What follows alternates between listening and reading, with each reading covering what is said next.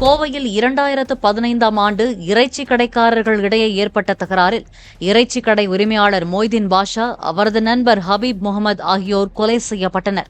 இது தொடர்பாக இறைச்சி கடை உரிமையாளர் சாதிக் அலி உள்ளிட்ட 6 பேர் கைது செய்யப்பட்டனர். ஒருவர் உயிரிழந்த நிலையில் மற்ற 5 பேருக்கும் கோவை நீதிமன்றம் இரட்டை ஆயுள் தண்டனையும் தலா 4 லட்சம் ரூபாய் அபராதமும் விதித்து தீர்ப்பளித்தது.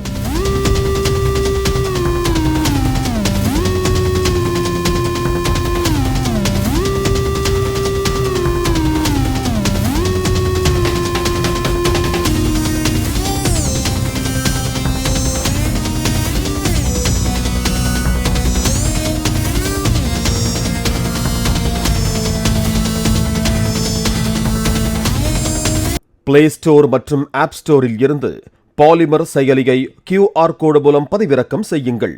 செய்திகளை உடனுக்குடன் பெறுங்கள்.